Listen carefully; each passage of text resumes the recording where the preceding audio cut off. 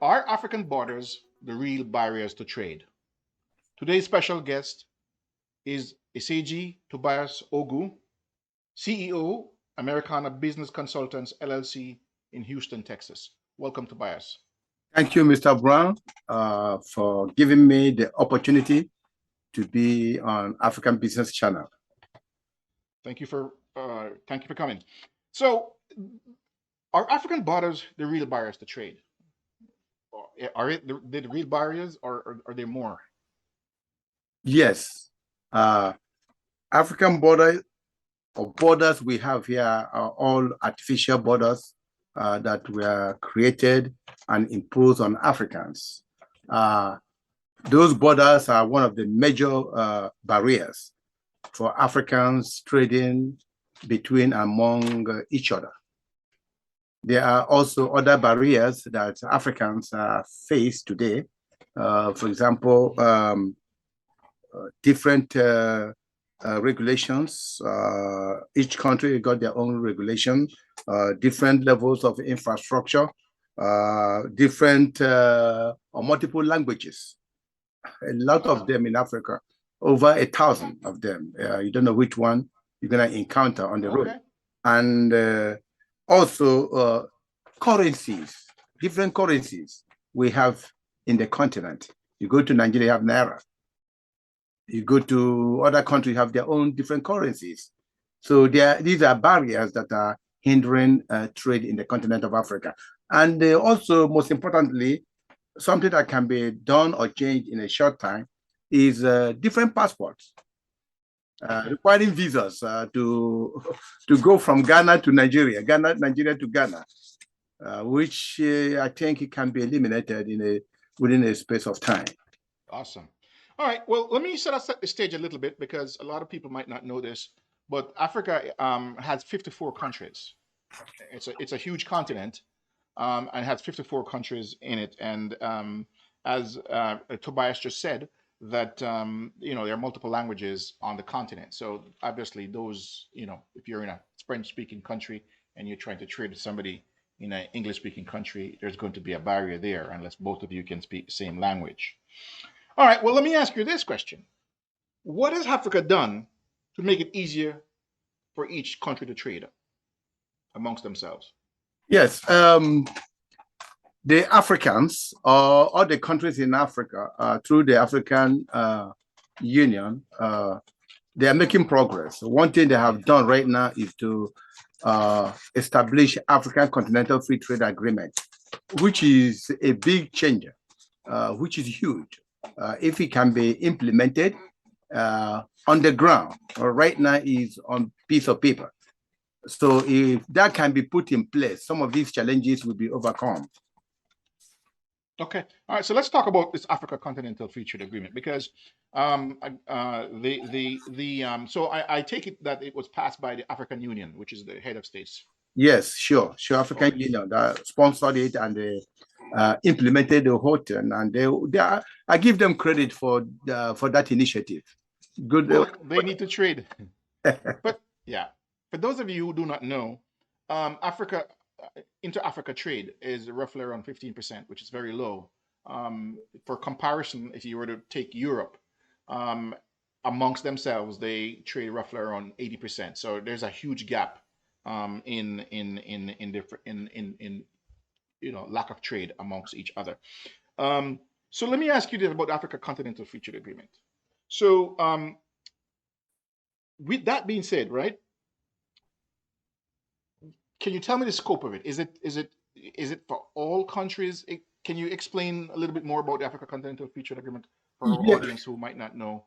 Yes, African Continental Free Trade Agreement is a piece of agreement the African Union put together, as I said before, in March 2018, and about 44 African countries joined in. And right now, I think 49 African countries have agreed on this piece of document. Okay, and it is a game changer. If we can put it in place, implement everything on it, okay, on that piece of document, we're going to be fine within the next 10 years. But the issue is that it's right now on paper. Some people in the continent don't even know about African Free Trade Agreement. It's only those enlightened folks that can pick up or hear news or social media that are hearing it. But people on the ground, mama shop and papa shop, they have not even heard about African Continental Free Trade Agreement. What of implementing it? Awesome. Okay. All right. So let's explore that a little bit further, because so this Africa Continental Free Trade Agreement, it's for Africa, right? Yes. Does it involve anybody outside of Africa, or is it just within Africa itself? Sure. African Continental Free Trade Agreement specifically is for 54 African countries plus diaspora markets. And also it allows every other country on the surface of the earth that wants to come to Africa to invest, to put up a plant, manufacturing, that they can use African raw materials to manufacture African products. Then the person is free to come in. We welcome the person. But right now we are depending on foreigners for everything. So African Continental Free Trade Agreement gives us the opportunity right now as we speak, to get equipment, quality equipment, to put it in Africa, start using African raw materials, start manufacturing, start trading among each other, which has never happened before. You know what I'm saying? Okay. Before we depend on foreigners, people, for example, Europe, we depend on Europe, right now on China, to get everything into the continent. But with the use of African Free Trade Agreement, I think we're going to be fine. So, question for you. So what about things like, so does the Africa Continental Free Trade Agreement, or is there a need to change regulations, local regulations, taxes, and those things? Yes, there's a lot of need to change regulations so that we will overcome certain barriers that are hindering trade. For example, you go to Nigeria, you have different regulations. Not only that you have different regulations, you go to the border there, one custom officer will put his or her own regulation also in addition. Are you getting me? So we have Nigerian regulation and you have individual custom officer own regulation. You don't know which one to follow. So, but with the use of African Continental Free Trade Agreement, everything will be streamlined. We have one law, so that if you break our law, we know how to deal with it. All right. Well, okay. So clearly there are changes, like legal changes and customs and taxes and those things. Now, what about I'm assuming that the governments are going to have to somehow advertise this to the audience, to the people who are going to participate, because you mentioned just earlier that very few people know about it. So is that something that the government is going to have to spend money and time on to make sure it gets known? Yes, the government has to do it, all the governments. When I see the government singular, but I'm talking about plural now, all the governments in the continent must engage their citizens, at the lower level, from grassroots. Now telling them that this is what is happening in the continent, encouraging them, educating them on the need, what that piece of document is, what it contains. Right now, a lot of people don't know what it contains. Some people I spoke to over there in Nigeria said that they have heard about it, but they don't have details. They haven't, no details. All right. So let's go on to the next piece of this, which is, what are we looking at here in terms of preparation, those things? What are you looking at, short term and long term?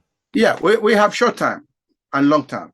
Short term, for example, the visa I mentioned, that can be overcome within a year. The passport I'm talking about, have one uniform passport, 6 months. 6 months is enough to come together with the African passport that you can use to travel any part of the Africa. But you have also long term in terms of infrastructure, the roads. The roads are too bad, so that you don't build, for example, you want to haul beer produced in Nigeria, from Nigeria to Ghana. You don't want to get stuck on the road. I get it. So those ones are, this type of stuff are on the long term project that we need to embark upon to get them. All right, so let me go on to the next piece of this, because I would imagine that technology is going to play a significant role in this. Can you speak to that aspect of it, please? Yes, I'm optimistic, very much optimistic that the world is changing. As you can see, it's going digital. technology plays a huge impact, a huge role in the implementation of African Continental Free Trade Agreement. As you can see, the world is going global. People are having a cell phone. With the use of cell phone, you can see the whole world. You can trade from one country to another. You can market your stuff. You can even expose yourself, trade yourself, whatever you have right now. So technology plays a very, very important role. And that is where I can tell you a company here, Kuba.com, comes in. I mean, it's going to be a game changer for the continent. Okay. So you mentioned Kuba.com. Is Kuba.com it's obviously a technology company. Can you tell me a little bit more about Kuba, what it does and so forth? Yeah, Kuba.com is a huge technology company that is gearing to take the African Continental Free Trade Agreement to the next level. It's a big game changer in terms of trade. Kuba.com is, what I can tell you is, if you have seen Amazon.com, you have seen eBay.com or Alibaba.com, when you put them together, maybe about 25% of Kuba.com. This is a huge technology company that is targeting African Continental Free Trade Agreement and diaspora markets, bringing them, all of them, under the one umbrella. Awesome. All right, so let's explore that a little bit further. So obviously you're a technology company, and obviously it's utilizing the rules and regulations of the Africa Continental Free Trade Agreement. So Africa has a lot of small businesses. I mean, majority of businesses in Africa are small, mom and pop operation.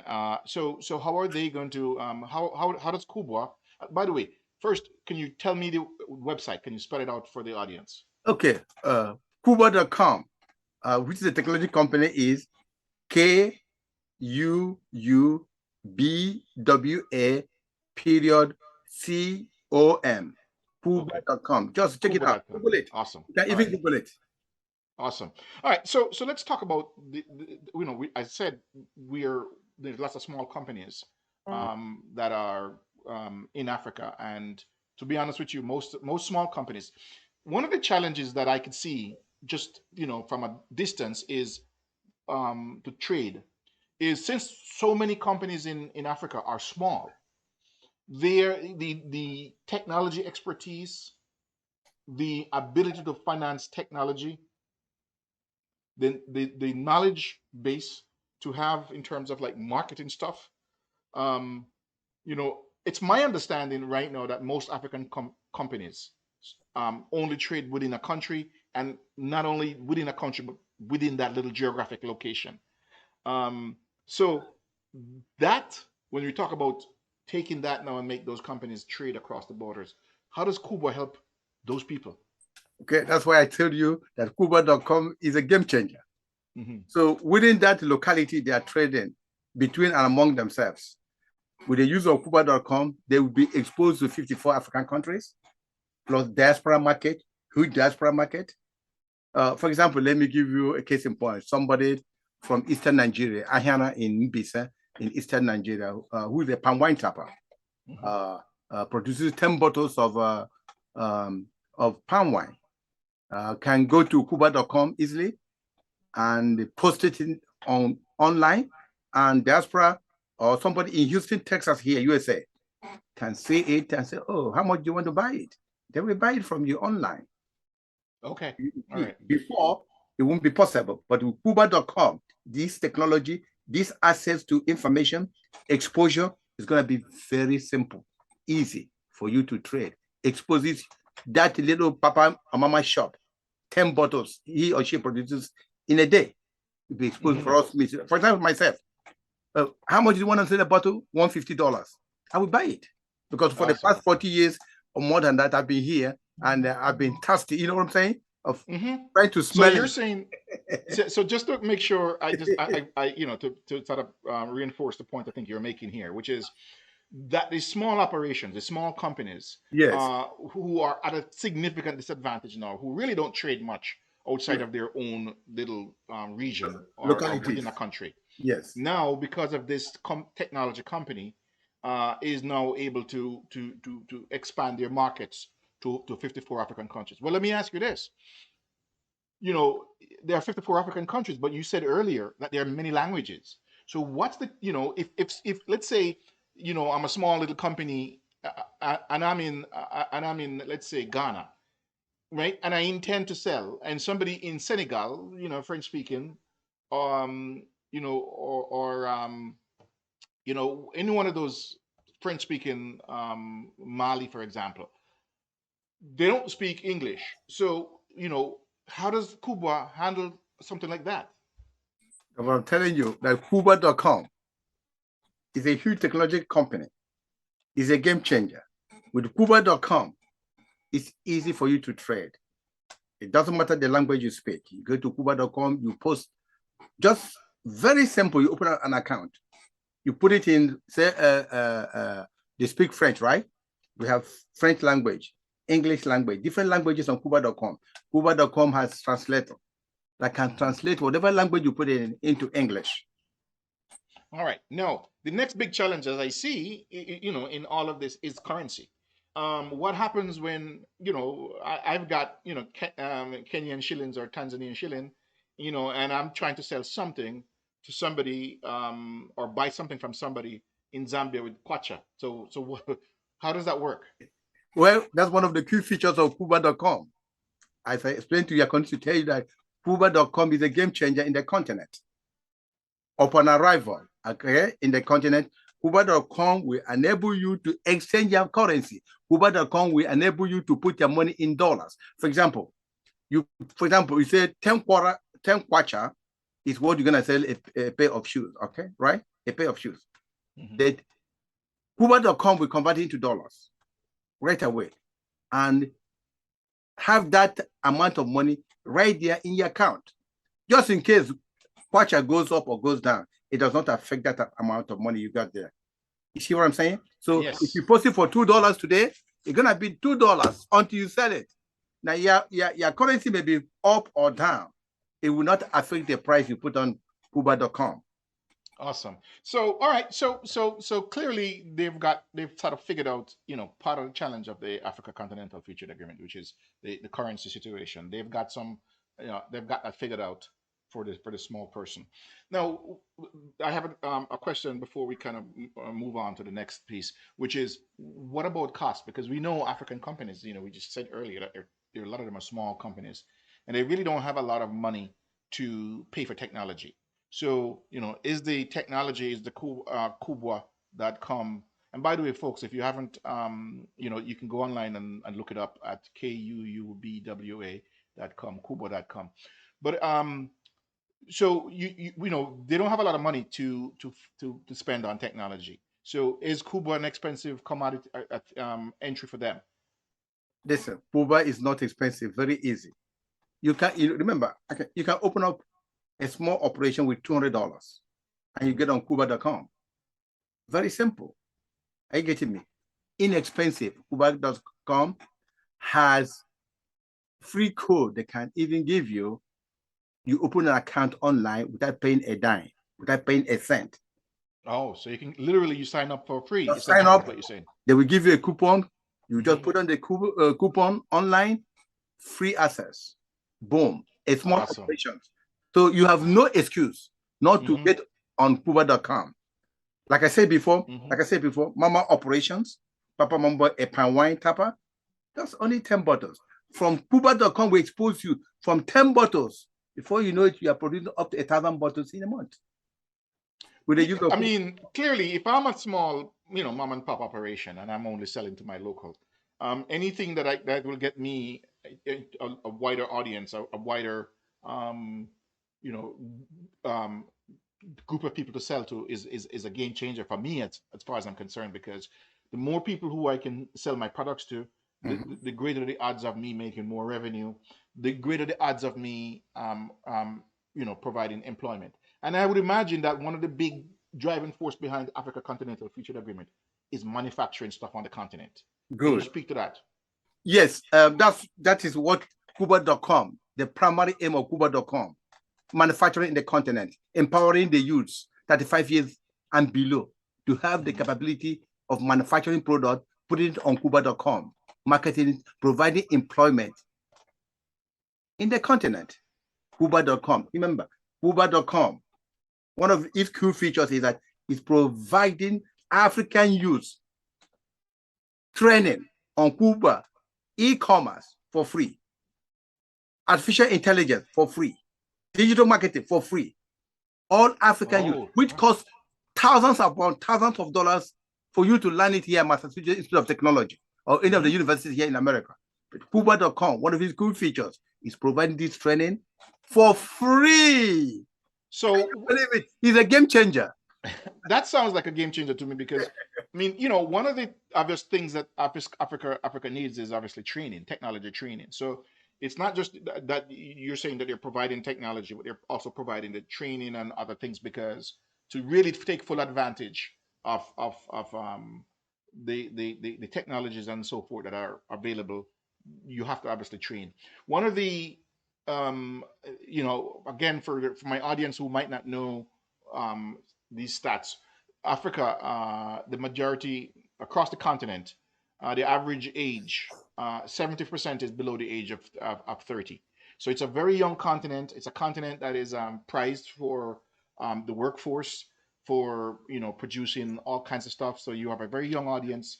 That means that you know, they'll be the work life of the average 30-year-old is about you know, 30 35 years. So there's a lot compared to, for example, in the West, in the United States, where the average age is roughly around probably 45 50. So there's a small amount of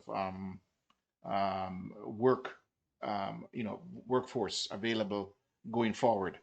All right, so we talked about the fact that Cuba is a game changer, obviously, because it's going to open the door for small companies and small individuals. Let me ask you this: I've never heard of Cuba before.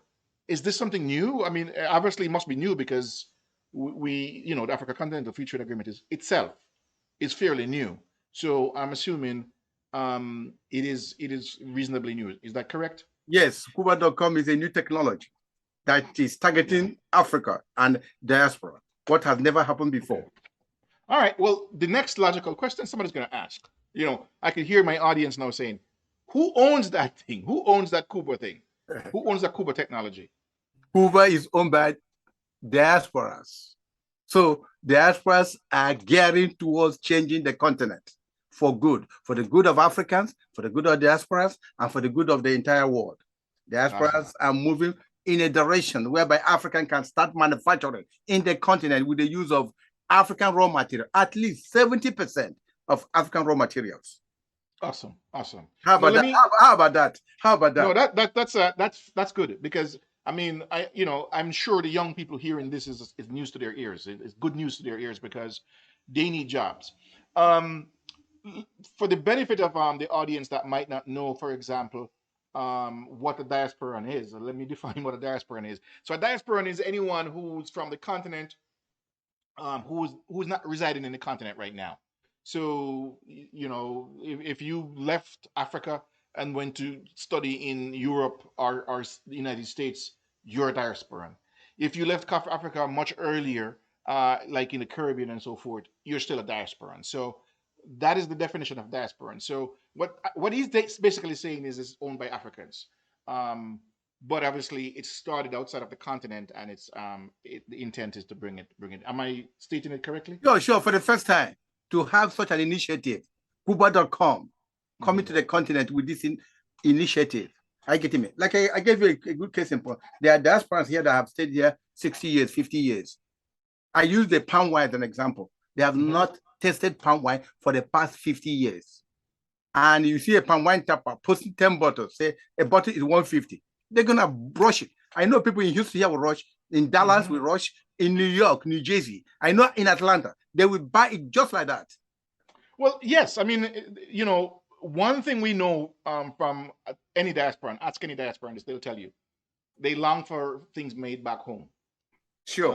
You know, it brings back memories, it brings back all kinds of stuff. So it is, you know, what we have to do is make sure that we can provide it to them.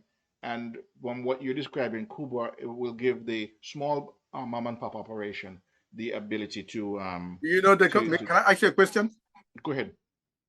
Do you know the country where Cuba.com is coming from to the continent? So given the fact that the United States is probably the biggest technology exporter, I'm gonna have to say the United States, You're just by very, default. that's it. You're very correct. From Okay, the awesome, continent, United States of America, to go into the continent.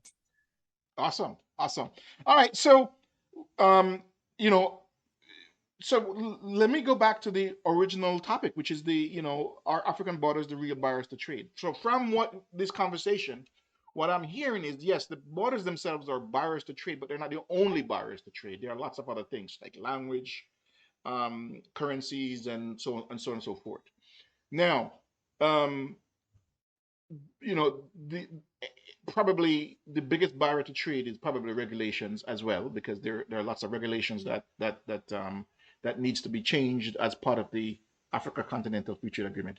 And for those of you who do not know much about the Africa Continental Free Trade Agreement, you can use Google and just type in Africa Continental Free Trade Agreement and read up on it. It is a good, it's an easy read. It's not a very big, complex read because it just defines high level what needs to be done. As Tobias mentioned earlier, that the implementations, things like customs and so on and so forth, those are done in individual countries, and so that's not part of the core agreement. The core agreement you can easily read; it's only a few pages. So we advise you and we recommend that you go ahead and read it because it's an easy read, and once you understand it, you'll begin to see why they um, took the time to create the agreement. The other thing I would like to say is the African Continental Free Trade Agreement is as Tobias mentioned, is a critical piece that the governments of Africa, all 54 governments, decided that they need to create this thing because at 15% trade amongst themselves, that's a very very low inter-Africa trade. When that number should be more akin to 70 to 80%. That would be more in tune with what happens in Europe. The individual countries in Europe are cross-border trade, Mhm. and in the United States it's probably higher, probably about 90%, but that's within the same country but different states. So uh, those are some of the things that the Africa Continental Free Trade Agreement is designed to do. Uh, Tobias, I want to thank you for being our guest today and for sharing the insights on the Africa Continental Free Trade Agreement with our audience. And I also want to thank you for introducing Kubwa. Again, for those of you who don't know much about Kubwa, you can go online and look it up. It's Kuubwa, kubwa.com. At this point, I want to thank you for watching. Mr. You have Brown? a question? Go Yes. ahead. In addition, before we go, you close the program, I will also let the diaspora know that Cuba.com is free for everybody to jump on board. Let us go and make a difference in the continent. This is not the time to be pointing fingers or blaming someone. We need to bury the hatchet. We need to come together and move to the continent, as a group, as a team. Together we Right. stand. Together we stand. United we stand. We go and make Yeah. this take advantage of this huge opportunity created by Cuba.com and change the continent for the good of our children and children's children and us that are alive today, so that we don't need to be depending on foreign countries for our daily bread, for anything we need to use. Are you getting me? It's just like my son asked me, Daddy, I want to buy something made in Nigeria. Written right there, made in Nigeria. And I was down when he asked me that question. I couldn't provide such a thing. So it's something that that can touch someone's heart. My son born here in 1986, asking me I want to buy something made in Nigeria, made in Africa. Awesome. Yeah. So, with that said, just to summarize piece of what you just said there, which is, Africa is essential for every African. It is essential that Africa thrive. that Africa succeeds, that Africa, takes its rightful place in the developing world and the developed world. There are, over 1.2 billion Africans on the continent, and another, maybe almost a half a billion outside. So it's a lot of people, a lot of markets. And for those of you who are looking to invest in Africa, Africa is an opportunity. It's a huge opportunity. It is like the West back in the day when people went west in the United States, because there are free land and free opportunities. The land may not be free in Africa, but the opportunities are free. There are lots of opportunities where you can go, you can invest, and the returns on your investment is going to be far more than you would probably make here.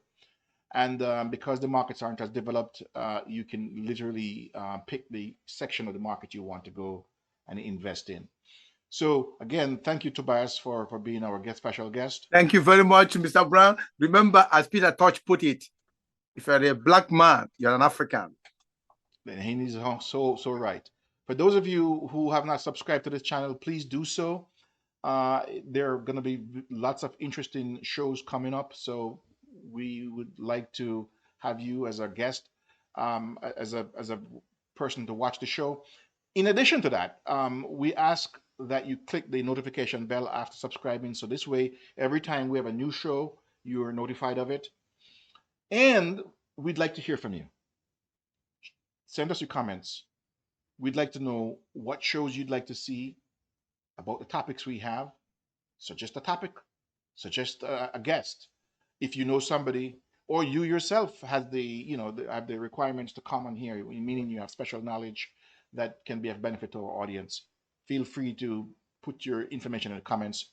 We're going to be reading through the comments section, and we're going to be responding to those. So again, thank you for watching Africa Business Channel.